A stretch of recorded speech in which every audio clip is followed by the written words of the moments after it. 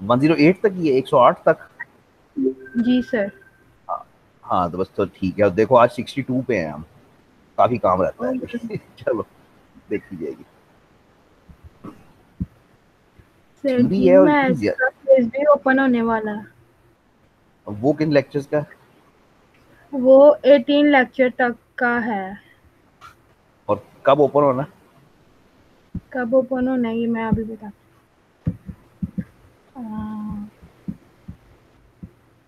Math का quiz sir जी Friday को। हाँ तो ठीक है, हो जाएगा, फ्राइडे तक हम पहुंच जाएंगे 18 तक। 3 क्लासेस है ना इस हफ्ते।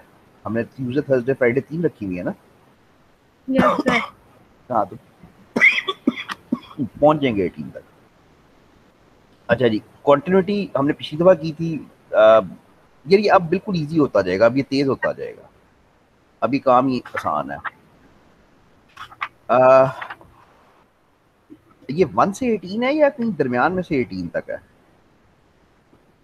1 से 18 है शायद।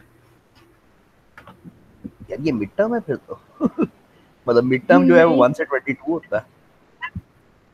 क्योंकि हमारा ये फर्स्ट क्विज आ रहा है मैथ का। मैथ के क्विज होते ही बड़े मुश्किल है। मैथ के है क्विज हर हर सब्जेक्ट से ज्यादा मुश्किल मैथ के क्विज होते हैं। सर जी ना डराए अभी। नहीं, वो आपको आदत पड़ी हुई है इंटर की। इंटर में आप करते हो लंबे लंबे सवाल, मुश्किल मुश्किल सवाल, इस तरह की चीजें करते हो। जी इधर ऐसा कोई चक्कर नहीं है। इधर टोटल कॉन्सेप्चुअल है, टोटल कॉन्सेप्चुअल। मतलब इसमें लंबे सवाल का तो दूर दूर तक कॉन्सेप्ट नहीं है, लंबी कैलकुलेशन का कोई कॉन्सेप्ट नहीं है, लेकिन वो बात इतनी बारीक पूछी जाती है ना कि जिसको समझ आई होगी कि टॉपिक क्या है वही कर सकता है। तो मैथ के क्विज में पहली दफा मार पड़ती है। पहली दफा जब करते हो ना, पहली दफा में जी समझ आती है कि अच्छा यार ये वो है। तो वो नेट से वो देख लो, सैंपल क्विजेस वगैरह देख लो, जरा हेल्प हो जाएगी। Okay sir. ट्रिग्नोमेट्री मेरा नहीं ख्याल कोई भी बंदा होएगा जो नहीं जानता होएगा। सर ये मिड टर्म से पहले हमारे एक दो लेक्चर नहीं हो सकते एमजीटी का? देखो, एक दो नहीं ना हो सकते, एक दो कैसे हो सकते हैं?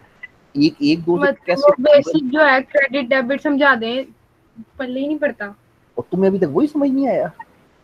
नहीं सर, वो बस अब वो वीडियो लेक्चर सुन के तो ऐसे ही समझ आता है ना। ऊपर से वो समझाया भी इंग्लिश में हुआ है। अल्लाह यार पूछे। वो सर हैं, मतलब मैं, अच्छा, यार अजीब मसले में फंसा रहे हो। मतलब मैं उनको एक दफा बुलाऊंगा तो फिर वो फंस जाएंगे। वो मतलब वो क्या करेंगे मुझे बताओ? वो मतलब वो सारा करवा के जाएंगे ना, कंप्लीट करवा के जाएंगे। बड़ा मुश्किल काम है। नहीं सर जी, आपने कहा था ईद के बाद इंशाल्लाह उसकी क्लासेस होंगी एमजीटी की। तो मैं मेरा तो तब ख्याल से इंतजार कर रही हूँ, कब तो पता मेरा लगेगा बड़ा हमें। मुझे बड़ा यकीन था कि कैंपसेस खुल जाएंगे ईद के बाद, मुझे बड़ा यकीन था। नहीं खुले। अब अभी तक हमें नोटिफिकेशन नहीं मिला, लेकिन अब मिलने वाला है। अब लग रहा है कि अब आजकल में खुल जाएंगे बस अब।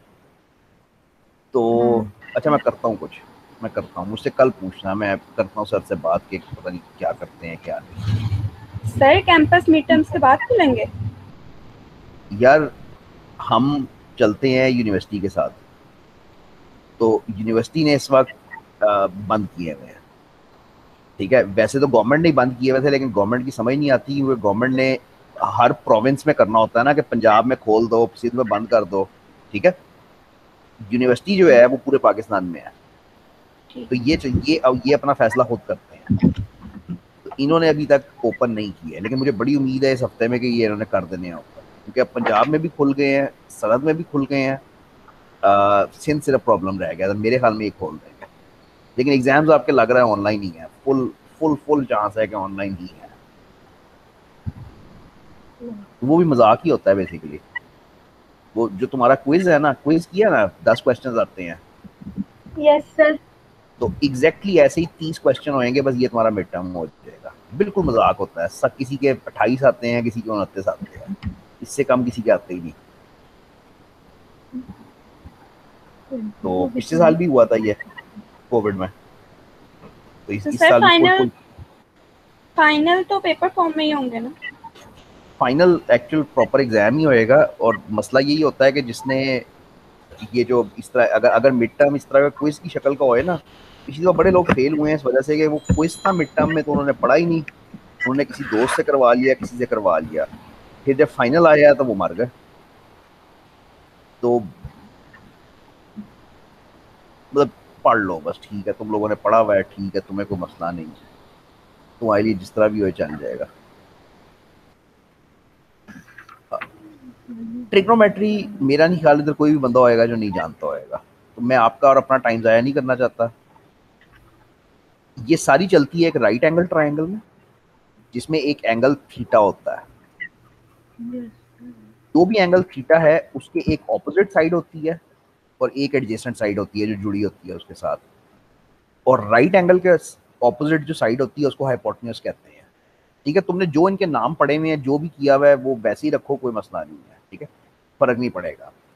अब जो बेसिक दो फॉर्मूले हैं जिनके ऊपर ट्रिग्नोमेट्री चलती है वो ये है कि sine is equal to opposite over hypotenuse, cosine is equal to adjacent over hypotenuse. तुमसे ये नाम कोई नहीं पूछेगा, क्योंकि वो इंटर में हम नाम कुछ और शायद याद करके आते हैं। तुम्हें जो याद किए हैं बस वो ठीक है, गलती ना करना बस। मतलब अगर तुमसे कॉस पूछा जाए तो हमेशा ये वाली साइड डिवाइडेड बाय ये वाली साइड होनी चाहिए, एडजेसेंट ओवर ये वाली। एज लॉन्ग एज इस बात में तुम गलती नहीं ना करते तो लफ्ज़ों के हेर फेर में ना जाना बिल्कुल। अच्छा, इसके अलावा जो तीसरा फंक्शन होता है वो टैन है। टैन क्या होता है? Sine over cos. ठीक है, एज सिंपल एज दैट। ये चीजें हमें पहले से आती हैं। यहां पे हमने क्या करना है, यहां पे हमने ये करने की कोशिश करनी है कि इसका बना, इनके बनाने हैं ग्राफ, साइन कॉस और टैन के, जो पता नहीं पहले आपने किए हुए हैं या नहीं किए हुए।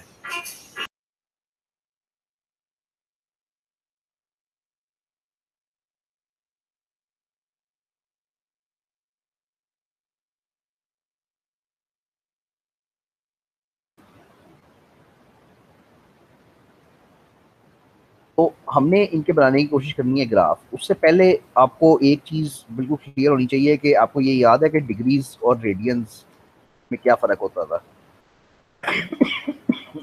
अगर नहीं भी याद तो 180 डिग्रीज को हम पाई रेडियंस कहते हैं, खत्म बात। ठीक है, पाई मैं लिख नहीं सकता तो मैं ऐसे ही लिखूंगा। तो पाई जो होता है वो 180 डिग्रीज होता है। ठीक है, ये पल्ले से बांध लो। अगर मतलब पता नहीं, अगर आपको आता है तो ठीक है, नहीं आता तो सिंपल बात ये है कि जब मैं पाई बोलूंगा तो वो 180 डिग्री है, जब 2 पाई बोलूंगा वो दो दो से ज़रब हो गया ना, वो 360 हो गया। जब पाई बाय 2 बोलूंगा तो वो हाफ हो गया, यानी 90 डिग्री हो गया। ठीक है, तो डिग्री जो तो कोशिश करनी है काम रेडियंस में ही करो। ठीक है, तो साइन का ग्राफ कैसे बनता है? साइन का ग्राफ एक वेव होती है, एक साइनोसॉइडल वेव होती है जो इस तरह से चलती है। ठीक है, ये साइन का ग्राफ है। अब इसको जरा लेबल कर लो, लेबल करना इसका जरा इंपॉर्टेंट है मेरे लिए। तो जब जीरो होता है तो जीरो से स्टार्ट होता है। ठीक है, ये जहां पे मैक्सिमम हो जाता है, ये किस वैल्यू पे मैक्सिमम हो जाता है? ये होता है पाई बाय 2 पे, 90 पे। फिर उसके बाद दोबारा ये देखो ना, ये बढ़ रहा है बढ़ रहा है बढ़ रहा है, मैक्सिमम पे गया है और फिर गिर रहा है गिर रहा है गिर रहा है, दोबारा जीरो पे आता है। जीरो पे आता है ये पाई के ऊपर, ये नेगेटिव में चला जाता है।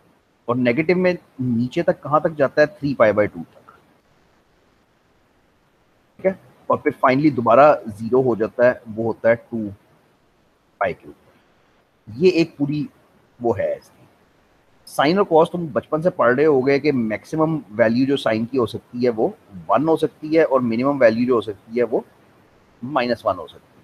यानी तुम्हें ये पता है कि तुम किसी भी दुनिया के एंगल का साइन निकालो तो वो 1 और -1 के बीच में आना है। ये ग्राफ आपको इस तरह से याद होना चाहिए।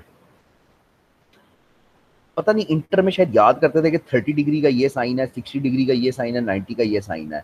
तो वो चीज़ें तो चाहिए, वो अभी भी चाहिए, लेकिन उसके साथ साथ एक्स्ट्रा चीज़ें भी चाहिए। मतलब 2 पाई का भी पता होना चाहिए। और अगर मैं इसको एक्सटेंड करूँ, अच्छा इसको एक्सटेंड कैसे करते हैं? बाय द वे, ये सेम ग्राफ की फोटोकॉपी करते जो इस तरफ आगे चलता जाएगा और पीछे की तरफ, तो ये पीछे भी चलता जाएगा। तो ये पूरा साइन का कर्व बनेगा। अब इतना भयानक नहीं, मैं तुम्हें सही वाला बताता हूँ। ये सही है, ये अच्छा है।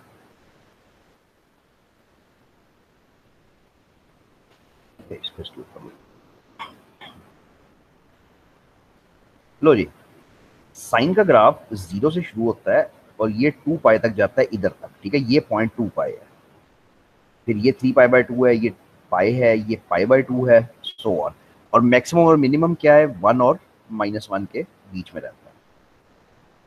अच्छा, कॉस का ग्राफ भी होता यही है, बस वो शुरू इधर से होता है सिर्फ, यानी इस पॉइंट से शुरू होता है और कोई खास फर्क नहीं है। यानी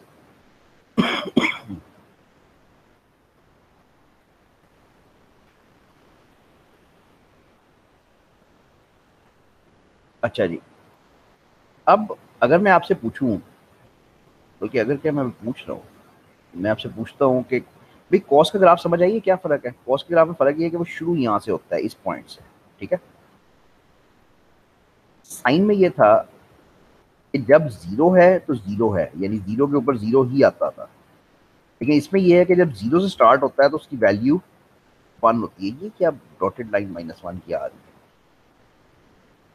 यार, ये पता नहीं क्या लाइन आ रही है, गलत है ये, इसको ना कंफ्यूज ना होना, ये पता नहीं क्या लाइन है, मुझे नहीं पता, मिसप्रिंट है। -1 इधर कहाँ से आ गया। तो इसमें सिर्फ फर्क ये है कि ये शुरू 1 से होता है। अच्छा, अब इससे तुम्हें ये चीजें तुमने याद भी की हुई है इंटर में, तुम्हें पता है कि साइन ऑफ 0 क्या होता है, तो 0 होता है। तुम्हें पता है कि साइन ऑफ पाई बाय 2 क्या होता है, वो 1 होता है। तुम्हें पता है कि कॉस ऑफ 0 क्या होता है, वो 1 होता है, 0 नहीं होता। और कॉस ऑफ पाई बाय 2 क्या होता है, वो 0 होता है। अब ये चीजें तुमने याद की नहीं है, मैं तुम्हें सिर्फ ये कह रहा हूँ कि ये तो याद रखो, लेकिन साथ साथ ग्राफ पे भी लाओ इनको। साइन ऑफ 0 0 होता है, साइन ऑफ पाई बाय 2 यानी यहाँ पे पाई बाय 2 वो क्या होता है, वो 1 होता है। इसी तरह से साइन ऑफ पाई दोबारा 0 होता है, सो ऑन। कॉस ऑफ 0 क्या होता है, वो 1 होता है, नजर आ रहा है। और कॉस ऑफ पाई बाय 2, ये पाई बाय 2 होएगा ना, तो ये पॉइंट यहाँ पे 0 है। ये एक दिन में नहीं होने लेकिन मैं तुम्हें इतना बता दूं कि तुमने कैलकुलस और ये चीज़ें पूरे 4 साल तक पढ़ते रहना है। मतलब हर सेमेस्टर में कोई एक आधा सब्जेक्ट होएगा जिसमें तुम मैथ पढ़ रहे होगे, तो ये चीज़ें जितनी तुम अपने अंदर रचा बसा लोगे ना, उतनी तुम्हें ये हेल्प करेंगी कि तुम्हें सोचना ना पड़े, तुम्हारे दिमाग में एक साइन का कर्व और कॉस का कर्व खिंचा होए और तुम सोचना वहां से चाहिए, तुम्हें मतलब आंसर्स वहां से सोचने चाहिए, बजाय इसके कि तुम कैलकुलेटर की तरफ जाओ या रटे की तरफ जाओ। अच्छा जी, मैं इधर तो और कुछ नहीं करूंगा। अब मैं आपसे पूछूंगा कि क्या साइन और cos is sine x and cos x. याद रहे हम पढ़ क्या रहे हैं, हम पढ़ तो कॉन्टिन्यूटी रहे हैं, उसके अंदर ये ट्रिग्नोमेट्री आई है। अब मैं आपसे पूछूंगा कि क्या साइन एक्स और कॉस एक्स कॉन्टिन्यूस है, और आपको कुछ बताना पड़ेगा।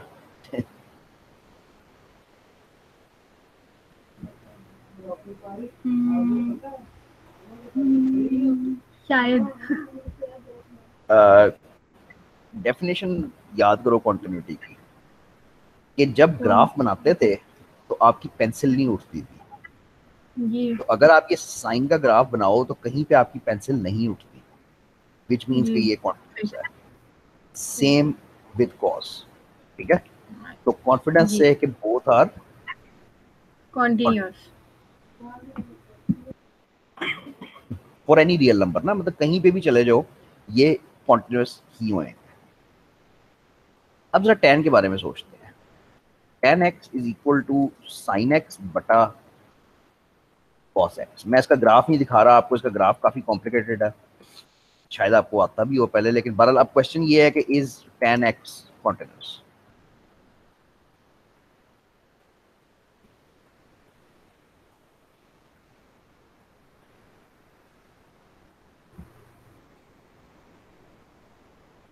अब नो। मैंने पहले दो तो मैंने आपको ग्राफ से करवा दिए ना, वो आसान थे। मैंने आपको कहा कि ग्राफ देखो पेंसिल नहीं उठती, इसका मैंने आपको ग्राफ कोई नहीं दिखाया, तो अब मैं आपसे वैसे ही पूछ रहा हूँ। तो हाँ, आंसर यही है कि यस, नॉट कॉन्टिन्यूस। वजह क्योंकि वो cos 0 भी तो हो जाता है। तो इसमें फिर डिनोमिनेटर का वो कॉन्सेप्ट है, इसमें यह है कि एक चीज बटा दूसरी चीज है, तो हमने पिछली बार एक डेफिनेशन की थी कि कॉन्टिन्यूटी में 3 शर्तें पूरी होनी चाहिए। फंक्शन डिफाइंड होना चाहिए, लिमिट एग्जिस्ट करनी चाहिए, और दोनों चीजें आपस में बराबर होनी चाहिए। अब मैं सिर्फ पहले पॉइंट पे रहूंगा कि फंक्शन डिफाइंड होना चाहिए। ये फंक्शन डिफाइंड होएगा, लेकिन तुम्हें पता है कि cos x अगर 0 के बराबर हो गया, यानी sin x ओवर 0 हो गया अगर, तो ये तो डिफाइंड नहीं है, ये अनडिफाइंड है। तो इस वजह से ये कॉन्टिन्यूस नहीं है, because tan x is undefined on all the places where cos x is equal to 0। तो उन जगहों पे ये अनडिफाइंड है। ग्राफ पता नहीं आपके पास है या नहीं, ग्राफ आपके पास नहीं होना, हाँ नहीं होना। तो इसका अगर तुम tan x का अगर ग्राफ देखो ना, तो ये बात बड़े आराम से समझ आ जाती है। इतने फायदे हैं कसम से गूगल के हैं। तो ये tan x का ग्राफ है। तो tan x का ग्राफ मुश्किल भी इसीलिए है, बुक में भी नहीं है इसलिए इस वक्त की मुश्किल है जरा। लो जी, ये यहाँ से कॉन्टिन्यूस है, कॉन्टिन्यूस है, कॉन्टिन्यूस है, चल रहा है, चल रहा है, चल रहा है, यहाँ तक ठीक है। अब जो मर्जी कर लो, आपको पेन उठाना पड़ेगा और फिर आपको अगली ब्रांच बनानी पड़ेगी। और वो क्यों उठाना पड़ा है? वो π/2 पे उठाना पड़ा है, क्योंकि π/2 पे कॉस की वैल्यू 0 होती है। खैर ये ग्राफ अगर मैं आपको दिखा दूं तो फौरन हर बंदा कहेगा कि हाँ जी ये डिसकंटिन्यूअस है, यहाँ पे भी ब्रेक हो रहा है, यहाँ पे भी ब्रेक हो रहा है, यहाँ पे भी ब्रेक हो रहा है। लेकिन अगर ग्राफ ना भी दिखाया जाए तो आप इसको मैथमेटिकली कर सकते हो कि भाई फंक्शन कुछ जगहों पे डिफाइंड ही नहीं है। अब अगर डिफाइंड ही नहीं है तो वहां पे तो कोई चांस नहीं कि वो कॉन्टिन्यूस होएगा ना। तो देयरफॉर tan x कॉन्टिन्यूस नहीं होता।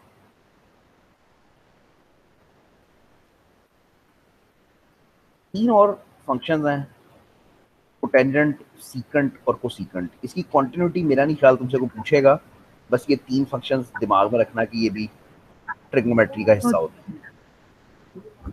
वो रिवर्स है ना, इनवर्स है कि 1/sin जो है वो कोसीकेंट है, 1/cos जो है वो सीकेंट है, और 1/टेंजेंट ये टेंजेंट है, 1/टेंजेंट जो है वो कोटेंजेंट होता है। अच्छा जी, अब हमने करना क्या है? अब हमने करना है क्वेश्चंस नहीं, इसके क्वेश्चंस नहीं है, इसके कोई क्वेश्चन नहीं है। ये आगे इस्तेमाल होएगा बहुत सारी जगहों पे, डिफरेंशिएशन, इंटीग्रेशन, उन सब में इस्तेमाल होएगा। आपकी अगली चीज है स्क्वीज थ्योरम, जिसको सैंडविच थ्योरम आप कहते थे इंटर में। लाजमी ये पढ़ा होता है सबने, लेकिन करेंगे, मुश्किल है। स्क्वीज थ्योरम ये कहता तो ये है बेसिकली कि let f, g and h be 3 functions satisfying this, यानी बेसिकली g जो है वो लेस है f से और f जो है वो लेस है h से, ठीक है। और थ्योरम ये है। तो अब ये जो सारा है जरा इसको पढ़ो और देखो कि ये समझ आती है कि ये क्या हो रहा है। तो स्क्वीज थ्योरम में ये शर्त है कि अगर g लेस देन f है, लेस देन h चाहिए, इस तरह का कोई रिलेशनशिप बनना चाहिए। अब अगर तुम्हें पहले की और तुम्हें आखिरी की लिमिट पता है, तुम्हें g की लिमिट भी पता है और तुम्हें h की लिमिट भी पता है, और दोनों की लिमिट बराबर है l के, तो दरमियान वाले की लिमिट भी बराबर होएगी सेम उसके, ठीक है। स्क्वीज थ्योरम को सैंडविच थ्योरम कहते थे। कॉन्सेप्ट ये था कि अगर आपने एक फंक्शन को स्क्वीज कर दिया दो के दरमियान में, तो वो इस तरह से करना है कि आपको बाहर वाले दोनों की लिमिट पता हो, ताकि आप ये कह सको कि अंदर वाले की लिमिट भी एग्जैक्टली यही होएगी। इसका क्वेश्चन आता भी है, वैसे भी आना चाहिए। फॉर एग्जाम्पल, अच्छा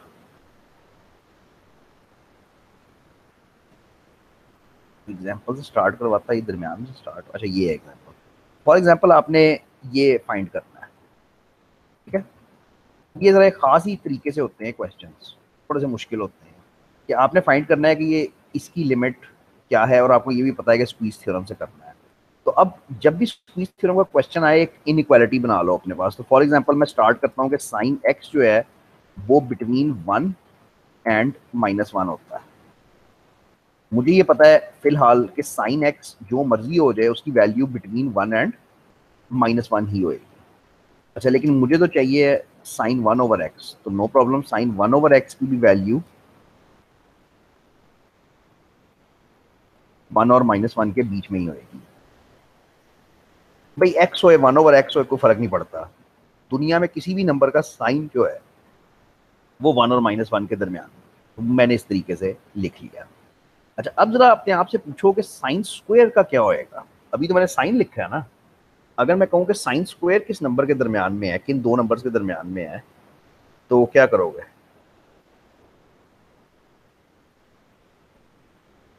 साइन स्क्वायर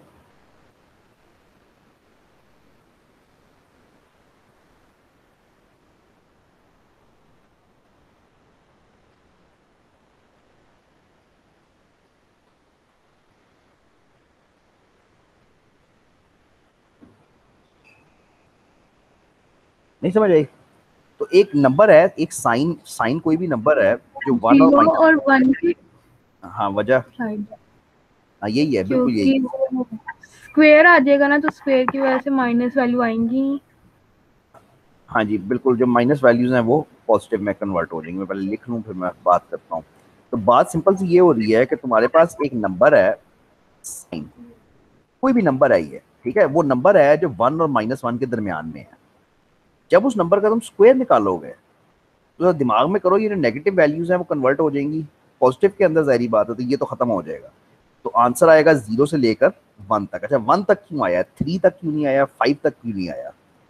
कभी फारिग बैठ के देखना कि 1 से कोई भी छोटा नंबर होए तो उसका स्क्वायर करके देखना, वो नंबर कभी भी 1 से क्रॉस नहीं करेगा।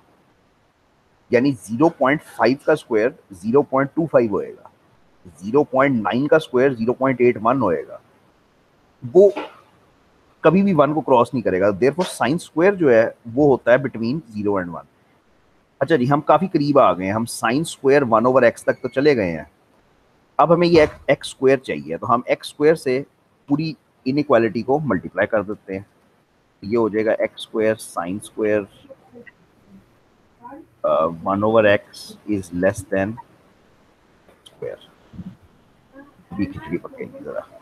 मैंने क्या किया, मैंने पूरी इनइक्वालिटी को एक्स स्क्वायर से मल्टीप्लाई कर दिया।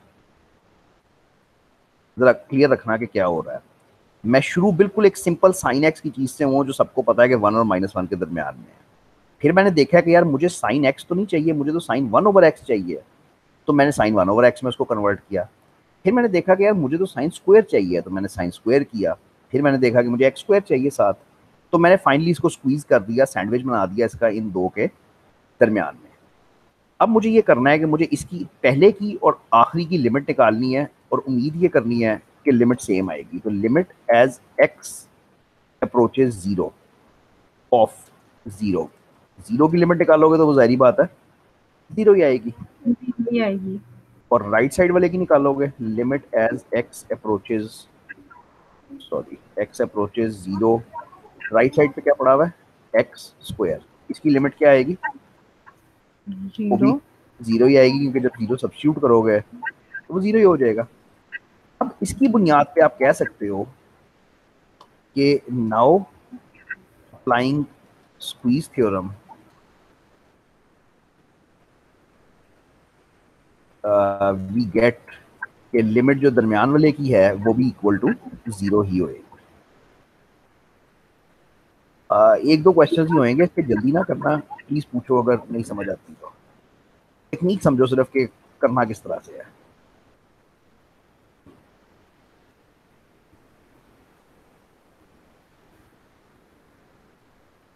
अगर आपको ये पता है कि आपने स्क्वीज थ्योरम से कुछ फाइंड करना है, तो आपको हमेशा ये करना होता है कि जो भी चीज क्वेश्चन में है उसको आपको सेंटर में लाना होता है किसी इनइक्वालिटी के। अब साइन कॉस काफी आसान होते हैं, क्योंकि साइन कॉस में हमेशा इनइक्वालिटी बन जाती है कि sine is between 1 and -1, cos is between 1 and -1, तो वो इनइक्वालिटी खुद ब खुद बन जाती है, इसलिए ये जरा इजी होते हैं। और उसके बाद आप मल्टीप्लाई करके जो भी करके एक इनइक्वालिटी तक पहुंचते हो। अब जो दोनों फंक्शंस एंड पे हैं, यानी स्क्वीज थ्योरम क्या कहता है कि अगर तुम्हें g की लिमिट पता है और h की लिमिट पता है और दोनों सेम है, तो अगर तुम्हें इसकी लिमिट पता है और इसकी लिमिट बाहर वाले की पता है और दोनों सेम है, फिर तुम कह सकते हो कि भाई जो अंदर वाला है उसकी लिमिट भी यही होएगी।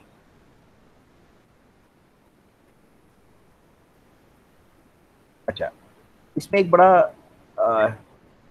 इंपॉर्टेंट कह लो, जो भी कह लो, ये एक प्रॉपर्टी तुम पढ़ते थे, थ्योरम पढ़ते थे इंटर में, ये वाला लिखा इतना गंदा होता है ना भाई, ये तुम पढ़ते थे, limit of sine X over X as X approaches zero is equal to 1। ये हम एक, मतलब वैसे तो ये नहीं हो सकता, क्योंकि वैसे तो अगर जीरो रखोगे अंदर, सब्स्टिट्यूट करोगे तो ये तो जीरो आ जाएगा, लेकिन ये एक थ्योरम हम पढ़ते थे कि भाई इस तरह से होता है। इसका प्रूफ भी उसी से होता है, स्क्वीज थ्योरम से ही होता है। मैं समझा देता हूँ, लेकिन बिल्कुल भी ज़रूरी नहीं है कि ये समझ आए और ये हो जाए। तो इसको समझने के लिए तुमने ये करना है, तुमने एक सर्कल लेना है जिसका रेडियस 1 होए। एक सर्कल, ये एक सर्कल का आर का आ रहा है, ठीक है, एक सर्कल जिसका रेडियस 1 होए, रेडियस 1 होए। अब यहाँ पे एक एंगल ले लो x, ये एंगल हो गया x, ठीक है। अब इस P पॉइंट से यहां तक एक लाइन ड्रॉ करो। मैं ये करवाना नहीं चाहता, लेकिन मैं तो पूरा ही करोगे।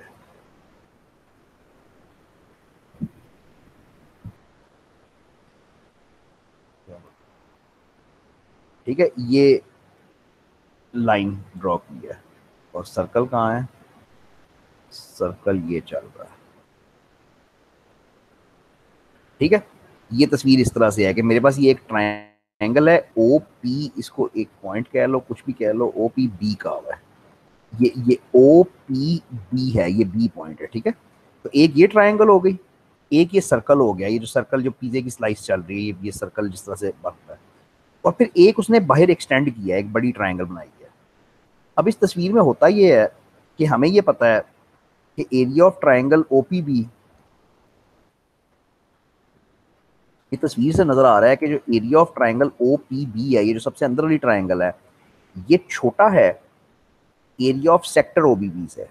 सेक्टर ओबीबी क्या चीज होती है, वो ये सर्कल का सेक्टर है ना, कि जैसे अगर तुम एक पिज्जा लेके उसकी स्लाइस काटो तो वो ट्रायंगुलर नहीं आती, वो स्लाइस आएगी, वो एक सेक्टर आएगा, तो वो ये वाला सेक्टर पूरा आएगा।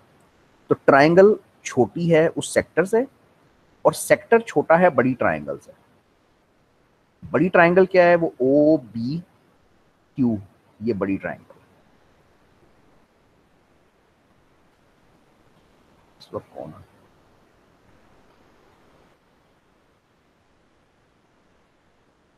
ठीक है। अब आपने करना ये है कि इसका एरिया निकालो, इसका एरिया निकालो, इसका एरिया निकालो, ठीक है। तो ट्रायंगल ओ बी पी का एरिया क्या आएगा, इस ट्रायंगल का ओ बी पी, ये वाली, तो ये half into height into width होता है, तो हाफ इंटू 1 होएगा गालबन, क्योंकि नहीं सॉरी 1 इंटू 1 कैसे होएगा, नहीं नहीं नहीं नहीं 1 इंटू 1 नहीं होएगा, ये इतना आसान नहीं है। तो ट्रायंगल ओबीपी में तुम लो साइन एक्स, जरा साइन एक्स की वैल्यू बताओ।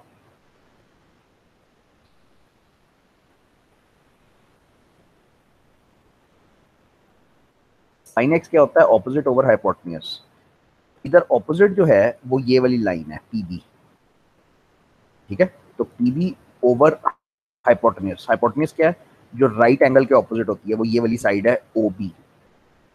ओबी का तो तुम्हें पता है कि ये 1 है, ठीक है ना। तो तुम्हारे पास आ गया PB is equal to sine X. अब जरा फॉलो करना, थोड़ी सी मुश्किल बात, ट्राइंगल का एरिया बचपन में पढ़ा मैंने, क्या होता है, half into base into height. तो हाफ इंटू बेस जो है, हाफ इंटू बेस जो है उसको मैं कहूंगा कि ओपी है, और हाइट जो है उसको मैं कहूंगा कि पीबी है, ठीक है जी। अब पीबी की वैल्यू तुमने अभी फाइंड किया है कि साइन एक्स है, तुम इसको कह सकते हो हाफ इंटू ओपी। क्या है,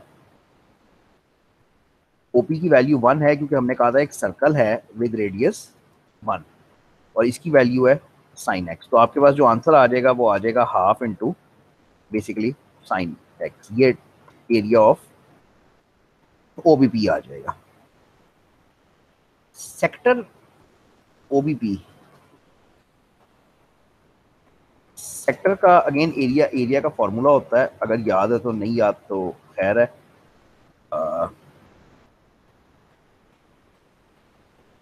हाफ आर स्क्वायर होता है शायद, हाफ थीटा आर स्क्वायर, कुछ ऐसा होता है,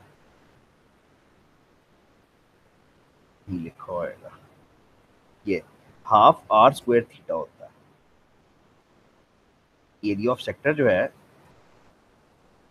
वो हाफ आर स्क्वायर थीटा होता है। अब हम अपने सेक्टर का एरिया निकालें तो हमारे केस में area is equal to half into, अब रेडियस हमारा 1 है तो वो 1 का स्क्वायर हुआ इंटू थीटा, थीटा वो एंगल है जो है तो वो हमारा एक्स है, तो ये सिंपली हाफ एक्स आ जाएगा, सिंप्लीफाई होके 1/2 इंटू एक्स आ जाएगा।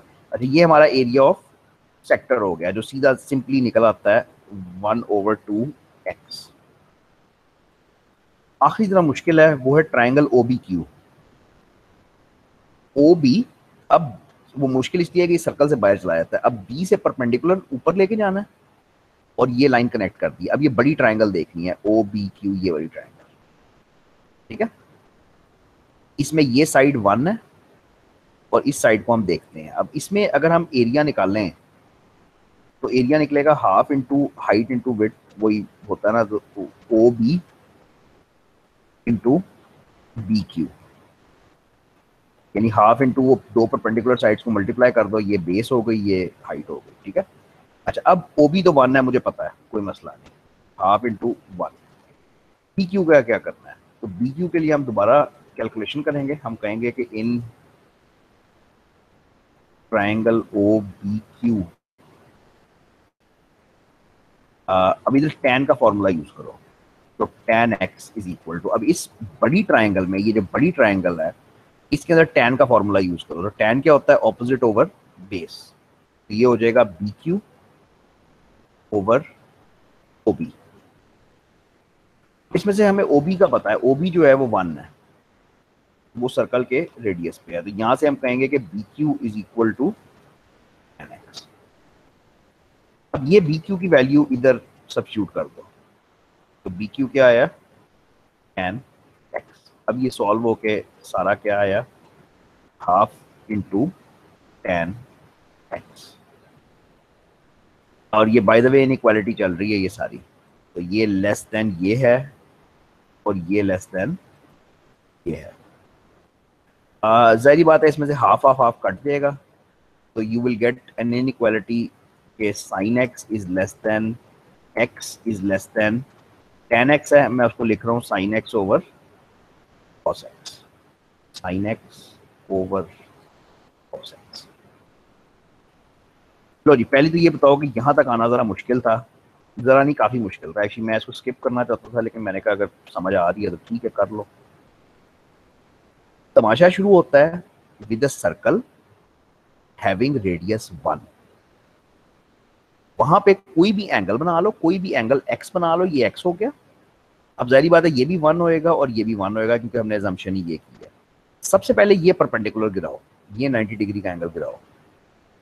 सबसे छोटी ट्राइंगल OBP हो गई, उससे बड़ा सर्कल का आर्क हो गया और उससे भी बड़ी ये बाहर वाली ट्राइंगल हो गई। जब ये सारे को सब्स्टिट्यूट करके पहुंचते हो तो कुछ यहां तक पहुंचते हो। याद रहे कि हम निकालना क्या चाह रहे हैं, हम निकालना चाह रहे हैं sin x बटा x, ये हम करना चाह रहे हैं। तो कैसे करें इसको, ये तो x ओवर sin x आ जाएगा। अच्छा बार खैर sin x से डिवाइड करो पूरी इनइक्वालिटी को, इस वक्त जो नजर आ रहा है वो तो करें ना, तो sin x से डिवाइड करोगे तो ये आ जाएगा x बटा sin x divided by 1 over cos x। अभी तक कोई मसला तो नहीं हुआ, मैंने sin x से पकड़ के सारी इनइक्वालिटी को डिवाइड कर दिया। अब इसका रेसिप्रोकल लो, रेसिप्रोकल मींस कि ये x ओवर sin x है ना, तो इसको sin x ओवर x कर दो, तो 1 का रेसिप्रोकल लोगे तो वो तो 1 ही आएगा, 1 is 1 over 1, x over sine x का करोगे तो साइन x ओवर x, और 1 ओवर cos x का करोगे तो वो आएगा cos।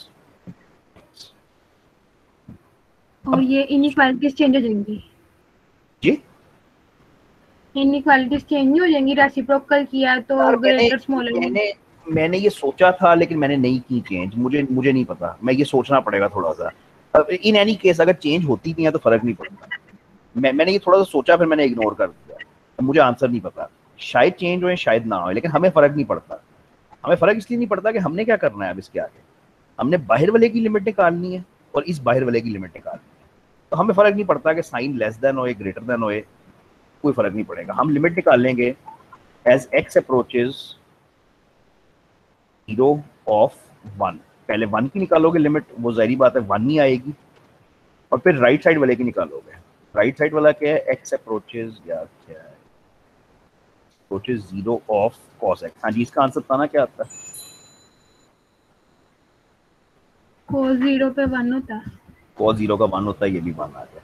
अब क्योंकि दोनों ये वाला भी 1 आ गया, ये वाला भी 1 आ गया, अब मैं कह सकता हूँ कि बाय अप्लाइंग स्क्वीज थ्योरम हम ये कह सकते हैं कि limit as x approaches 0 of sin x over x equal to 1। ठीक है, ये काफी खतरनाक प्रूफ है, नहीं समझ आता छोड़ दो, कोई फर्क नहीं पड़ता। किसी को ये प्रूफ करने को नहीं आने लगा एग्जाम में, लेकिन हाँ इसकी छोटी छोटी बातें पूछी जा सकती हैं, मतलब एरिया ऑफ सेक्टर पूछा जा सकता है, स्क्वीज थ्योरम के बारे में पूछा जा सकता है। अगर आपको ये तस्वीर समझ आ जाए ना तो आगे ये बड़ा आसान है, तो कॉन्सेंट्रेट इसके ऊपर करना प्लीज। अगर किसी को समझ आया है, कुछ पूछना चाहते हो जरूर पूछो, अगर नहीं आया प्लीज इग्नोर कर दो, कोई जरूरत नहीं। Thank you, very good. मैं चाह भी नहीं जाता कि कुछ पूछ लिया। मुश्किल है काफी, मतलब कॉन्सेप्चुअल है और काफी मतलब मुश्किल से और वर्थ नहीं है करना ना। ये स्क्वीज थ्योरम के 2 एग्जांपल्स थे जो हमने किए, वो पिछला कदरे ज्यादा इंपॉर्टेंट था जो एग्जांपल किया था बनस्पत इसके, ये तो एक प्रूफ है, और मैं भी और भी क्वेश्चंस करना चाहता हूँ इसके, लेकिन इस वक्त नहीं, मैं अब नेक्स्ट टाइम करवाऊंगा। इस वक्त मैं इसको खत्म करना चाहता हूँ ताकि मैं डेरिवेटिव्स तक नेक्स्ट टाइम पहुंचूं। लो भाई सांस लो, ये बड़ी आसान चीज है, इसको प्लीज आसान ही रखना, ठीक है।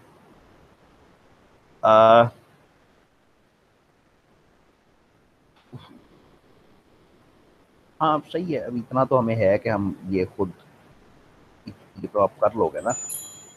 2 किस्म की लाइंस होती हैं, एक को कहते हैं सीकेंट लाइन और एक को कहते हैं टेंजेंट लाइन। ये लफ्ज सुने हुए आपने?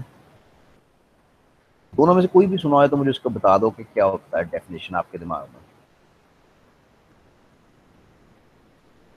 Secant line passes through 2 points. यार एक्चुअली ये भी कहना थोड़ा गलत ही है, लेकिन हर लाइन ही 2 पॉइंट्स में से गुजरती है, लेकिन सीकेंट लाइन 2 पॉइंट्स पे इंटरसेक्ट करती है, 2 पॉइंट्स पे काटती है। और टेंजेंट लाइन का कॉन्सेप्ट आपको इंटर में ये दिया जाता था कि पासेस थ्रू 1 पॉइंट या ओनली टचेस कर्व, वो किस कर्व को छू के निकल जाती है बस। सीकेंट लाइन 2 पॉइंट्स पे कर्व को काटती है, और टेंजेंट लाइन की हमें ये दी जाती थी कि भाई वो कर्व को सिर्फ टच करके निकलती है। टेंजेंट को नहीं देखना, टेंजेंट को नहीं देखना, इसको इग्नोर कर दो, बल्कि मैं इसको मिटा ही देता हूँ, मुझे कोई जरूरत नहीं। ठीक है चलो रहने दो, वो मतलब वो कॉन्सेप्ट तो बनाती है ना। तो सीकेंट लाइन कोई भी ऐसी लाइन होगी जो ग्राफ को 2 पॉइंट्स पे, एक ये पॉइंट हो गया एक ये पॉइंट हो गया, 2 डिस्टिंक्ट पॉइंट्स पे काट के निकलती है, ये सीकेंट लाइन होती है। अच्छा, हमें चाहिए slope of secant line, M of secant line. तो स्लोप तुम्हें पता होती है y2 minus y1 over x2 minus x1। तो ये जो सीकेंट लाइन 2 पॉइंट्स पे काटती है, एक पॉइंट ये हो गया x0, एक पॉइंट ये हो गया x1। फंक्शन की वैल्यू यहाँ पे हो गई f ऑफ x0 और यहाँ पे फंक्शन की वैल्यू हो गई f ऑफ x1। तो अगर मैं आपसे स्लोप कैलकुलेट करने को कहूँ तो वो y2 minus y1 over x2 minus x1, बिल्कुल सादी सी बात है। सीकेंट लाइन ग्राफ को दो हिस्सों में काटती है, दो पॉइंट्स पे काटती है, और उसकी स्लोप निकालना इंतहाई आसान होता है। y2 minus y1 over x2 minus x1 से आप उसकी स्लोप निकाल लो। अब टेंजेंट लाइन हमें आज तक तो ये पढ़ाई जाती थी कि एक ऐसी लाइन है जो ग्राफ को सिर्फ एक पॉइंट पे टच करके गुजरती है। लेकिन अब जो इसकी एक्चुअली टेक्निकल डेफिनेशन है ना, वो बड़ी बड़ी गंदी है। वो लिमिट है, ठीक है। क्या टेंजेंट नहीं करवाई, ये क्या चक्कर है? उसके बगैर काम हो ही नहीं सकता, क्योंकि टेंजेंट लाइन ही जो डेरिवेटिव है वही अगला टॉपिक है, तो उसके बगैर तो नहीं ये हो सकता। ही क्या चक्कर ये यार, सॉरी। तो तस्वीर तो यही रहेगी, लेकिन अब टेंजेंट लाइन की जो स्लोप है वो ये होती है। इसके ऊपर जरा 2 मिनट जिंदगी के जाया करें कि ये लिखा क्या हुआ है। स्लोप ऑफ सीकेंट लाइन तो कोई भी कर लेगा ना, वो y2 minus y1 over x2 minus x1 होती है, कोई खास मसला नहीं। ये क्या लिखा हुआ है? Slope of tangent line, limit as x1 approaches x0। ये सारी गेम इधर है। अगर x1 अप्रोच करेगा x0 को, तो लिमिट का कॉन्सेप्ट क्या होता है कि ये दोनों एक दूसरे के इतने करीब आ जाएंगे कि तकरीबन एक ही हो गए। लिमिट का कॉन्सेप्ट ये था कि ये इक्वल तो नहीं होते हैं, लेकिन बहरहाल ये इतने करीब हो जाएंगे, ये तकरीबन एक ही हो गए हैं। तो ये x1 अप्रोच करेगा x0 को, तो ये पॉइंट x1 का समझ के देखो आ गया, इस जगह पे आ गया। अब अगर x0 और x1 तकरीबन एक ही पॉइंट है, तो उनमें से जो लाइन गुजरेगी उसको टेंजेंट लाइन कहते हैं। मैट्रिक इंटर में टेंजेंट की डेफिनेशन ये पढ़ाई जाती है कि वो ऐसी लाइन है जो ग्राफ को छू के निकलती है, एक पॉइंट पे छू के निकलती है। ये गलत नहीं है कहना, ये समझाने के लिए ठीक है कि एक पॉइंट पे छू के निकलती है, लेकिन उसकी टेक्निकल डेफिनेशन ये है कि वो एक्चुअली एक पॉइंट नहीं होता, लेकिन वो दोनों पॉइंट्स लिमिट के अंदर होते हैं। लाइन कभी भी एक पॉइंट में से नहीं गुजर सकती, उसमें दो पॉइंट्स तो चाहिए ही होंगे ना, लेकिन वो दोनों पॉइंट्स लिमिट में अप्लाई होकर एक ही पॉइंट तकरीबन बन जाता है। अच्छा, इसको मुश्किल करने की जरूरत नहीं है। स्लोप ऑफ सीकेंट क्या थी? F of x1 F of x0 over x1 minus x0। वही स्लोप ऑफ टेंजेंट है, एग्जैक्टली सेम है। सिर्फ फर्क ये है कि limit as x1 approaches x0। Slope आपको बताती क्या है? स्लोप नॉर्मली आपको क्या देती है? Slope of secant gives you the average rate of change. Rate of change क्या होता है कि किसी भी एक वेरिएबल की रफ्तार चेंज होने की दूसरे के हिसाब से, मतलब जो भी वाई एक्सिस पे है उसकी रफ्तार चेंज होने की दूसरे के हिसाब से। टेंजेंट लाइन की स्लोप आपको क्या देती है? Slope of tangent line is the instantaneous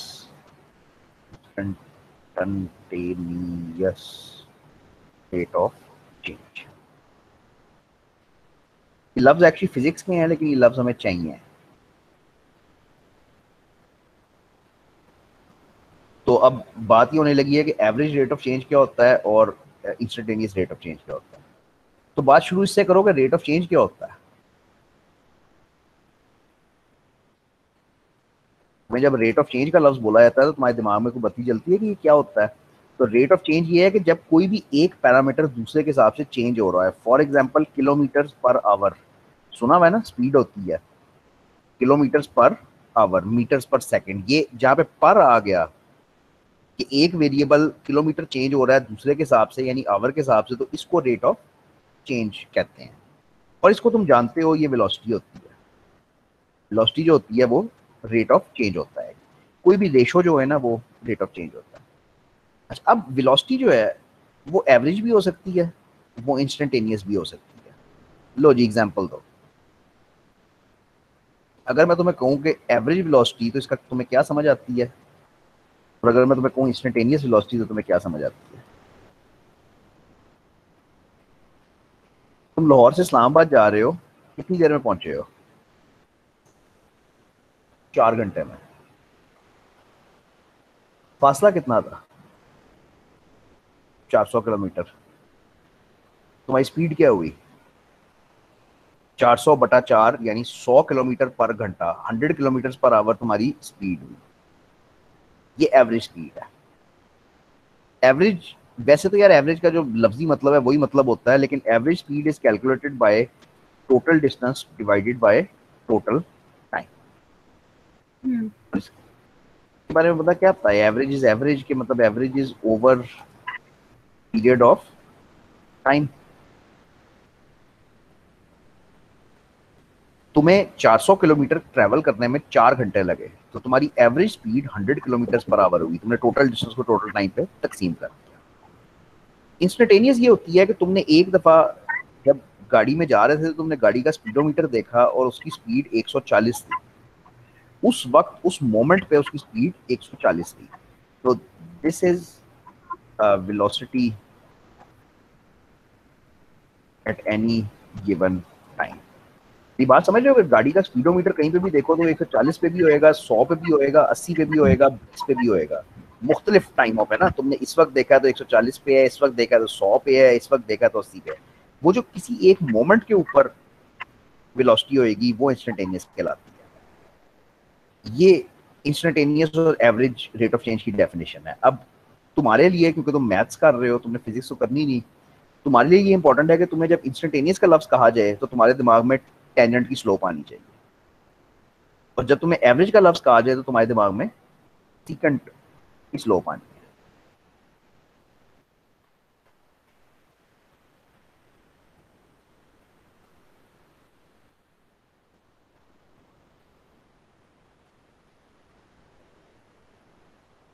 कोशिश करना इसको, करूंगा तो खैर मैं ही, लेकिन कोशिश करना इसका जितनी टकरे खुद मार सको ना मारो, यानी इसको जितनी कोशिश कर सको ना करने की खुद जरा ट्राई जरूर मारो। ठीक है, जरा पहले तो एक दो दफा पढ़ो कि आपको समझ आए कि ये है क्या।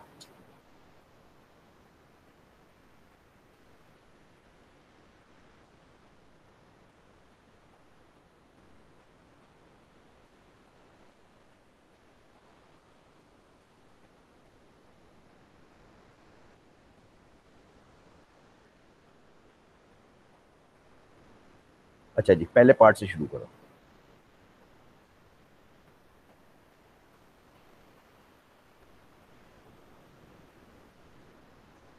तो हमारे पास एक फंक्शन दिया हुआ है और हमें कहा गया है कि average rate of change with respect to X over the interval 3 to 5।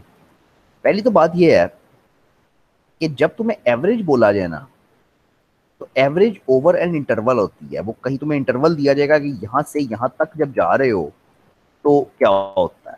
ठीक है, तो मैं कहता हूं कि जब x की वैल्यू 3 है तो हम देखते हैं कि f ऑफ x की क्या वैल्यू है, यानी f ऑफ 3 बेसिकली क्या है। क्या है f ऑफ 3? 10। तो x की दूसरी वैल्यू 5 जब लेते हो तो f of 5 is equal to 26 हो जाएगा ना। 5 स्क्वायर 25 और 1 26। ठीक है। अच्छा, अब क्योंकि मुझे पता है कि मुझे एवरेज रेट ऑफ चेंज निकालनी है, ये मुझे पता है, तो मैं कहूंगा कि मैं slope of tangent line, sorry secant line निकालूंगा। स्लोप ऑफ सीकेंट लाइन का फॉर्मूला आपको हिफ्ज हो जाना चाहिए। वो होता है F of x one minus F of x not.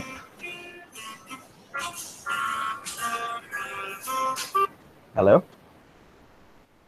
हाँ जी वालेकुम सलाम।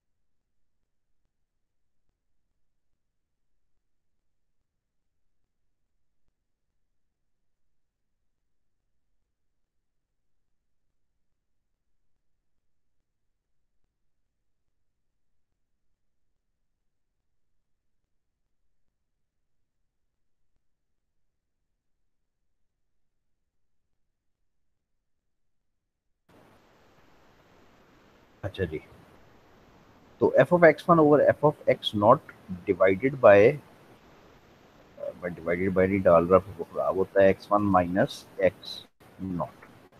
ये मेरा सीकेंड का फॉर्मूला है जो अभी मैं करके आया हूँ, और ये आपको याद होना चाहिए, ये आता है कई जगहों पे ना।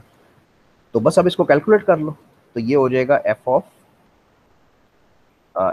थ्री। इस केस में तुम्हारे पास दो पॉइंट हैं 3 और 5, तो पहले 5 आएगा, F of 5 minus F of 3 over 5 minus 3, खलास खत्म। क्या है आंसर? 26 माइनस 10 16, तो 16 डिवाइडेड बाय 2 विच इज 8। हमारा एवरेज रेट ऑफ चेंज जो आया है वो इस केस में 8 आया। अब दूसरा खुद करो, कागज पेंसिल पकड़ो, खुद करो जरा कि इंस्टेंटेनियस रेट ऑफ चेंज अब मांगा हुआ है। जरा ये थोड़ी सी चीजें नोट किया करो कि जब एवरेज मांगी जाएगी तो हमेशा 2 पॉइंट दिए होंगे, क्योंकि एवरेज हमेशा ये होगी कि यहां से यहां तक एवरेज क्या है। इंस्टेंटेनियस में सिर्फ 1 पॉइंट दिया होगा, क्योंकि इंस्टेंटेनियस का मतलब ही है कि उस मोमेंट पे, उस इंस्टेंट पे रेट ऑफ चेंज क्या है। तो जरा करो कोशिश।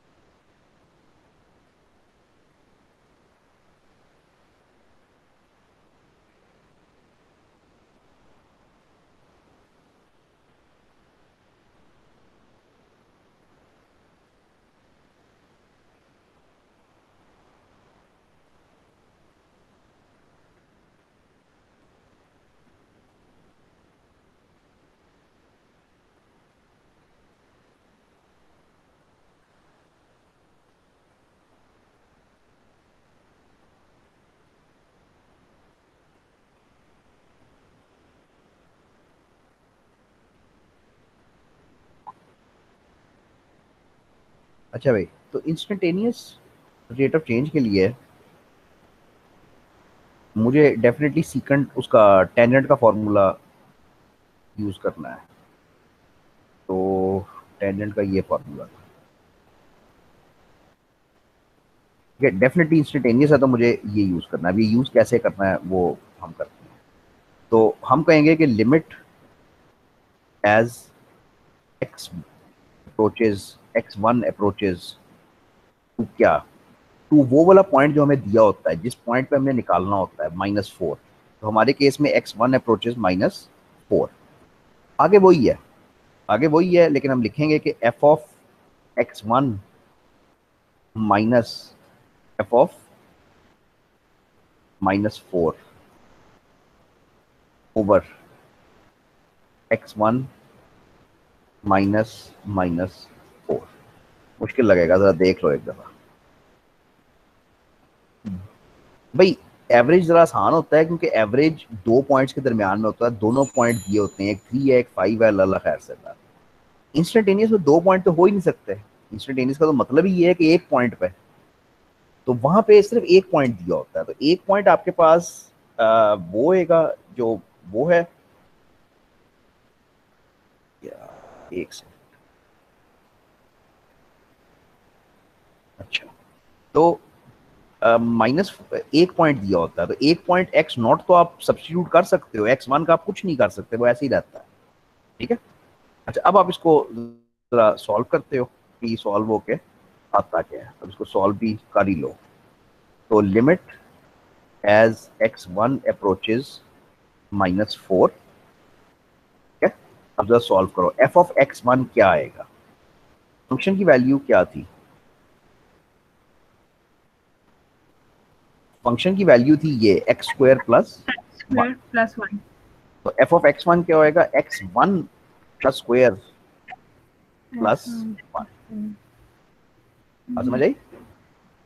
Yes sir. ये f ऑफ x1 हुआ। ठीक है। अच्छा, अब f ऑफ -4 क्या होएगा? f ऑफ -4 तो आप कैलकुलेट कर सकते हो ना, वो -4 को इधर रखोगे 16 हो जाएगा, 17 आ रहा है, तो ये हो जाएगा -17। माइनस इस वजह से कि ये निशान माइनस था, तो -17। और नीचे क्या आ गया, नीचे आ गया x1 plus minus minus plus हो गया। अच्छा आगे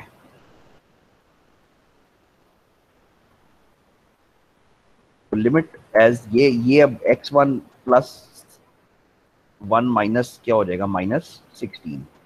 क्या ख्याल है? ठीक यस है, सर। और अब इसको आप तोड़ लोगे, आपको समझ आ गई होगी अब क्या करना है। अब आप इसको तोड़ लोगे, ये हो जाएगा जी x1 प्लस 4 और x1 1 -4। -4। अब ये एक फैक्टर तो कट जाएगा, ठीक है, ये एक फैक्टर तो कट जाएगा और आपके पास टोटल आंसर क्या बचेगा, x1 -4। ये कागज पे करना काफी आसान है, यहाँ पे जरा मुश्किल लग रहा है, ये है बड़ा आसान। सिंपल कैंसिलेशन की है हमने, ठीक है। x1 plus 4 x1 plus 4 cut गया, खाली बचा x1 -4। ये -4 इधर सब्स्टिट्यूट कर दोगे लिमिट निकालने के लिए, तो आपके पास आंसर आ जाएगा -8।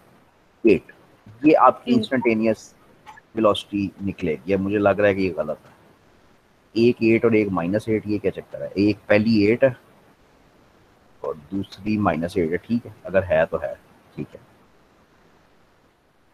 तीसरा पार्ट वैसे तो आपको खुद करना चाहिए, find instantaneous rate of change of y with respect to x at a general point x equal to x naught।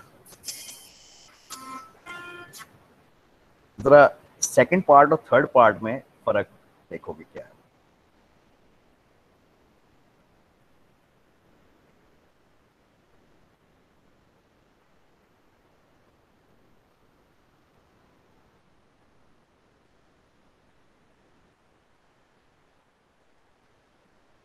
भाई सेकंड में भी इंस्टेंटेनियस रेट ऑफ चेंज निकालनी थी, थर्ड में भी इंस्टेंटेनियस रेट ऑफ चेंज निकालनी। फर्क सिर्फ ये है कि उसमें एक पॉइंट था -4 जिसके ऊपर निकालनी थी, इसमें कोई पॉइंट नहीं दिया हुआ, इसमें उसने कहा है कि x नॉट पर ही निकालो। तो करना आपने एग्जैक्टली यही है जो यहाँ पे किया है, सिर्फ फर्क ये आएगा कि जहाँ पे आपने यहाँ पे -4 लिख दिया ना, वहां पे आप x नॉट ही लिखोगे और करोगे। तो ये वाला जरा कोशिश करना, आप खुद करो और कंप्लीट कर लेना। बुक में आंसर है लेकिन कोशिश करना कि जरा खुद करो, वो लिमिट की प्रैक्टिस हो जाती है। करना सिर्फ इतना है कि इस -4 की जगह पे तुमने x नॉट ही रहने देना है बस, और बाकी सारा सॉल्व कर लेना है, खुद ब खुद सॉल्व हो जाएगा। तो बहुत टाइम हो गया, मैं इसलिए छोड़ रहा हूँ, वरना कर देता। ये बड़ी इंपॉर्टेंट था लेक्चर ये, हालांकि तुम्हें लगेगा नहीं, मेरा नहीं ख्याल कि लगेगा तुम्हें, सिंपल दो चीजें हैं। ये इंपॉर्टेंट इसलिए है कि ये डेरिवेटिव बन जाता है नेक्स्ट क्लास में, यही चीज डेरिवेटिव बन जाती है। यानी ये जो स्लोप ऑफ टेंजेंट आपने पढ़ी है, इसको एक्चुअली डेरिवेटिव कहते हैं। तो ये डेरिवेटिव बन जाएगा और बस वो खुद ब खुद आगे अब इसकी डिफरेंशिएशन चलनी शुरू हो जाएगी। चलो भाई रुको, इधर असाइनमेंट्स कर लेना। मेरा नहीं ख्याल किसी को प्रॉब्लम आ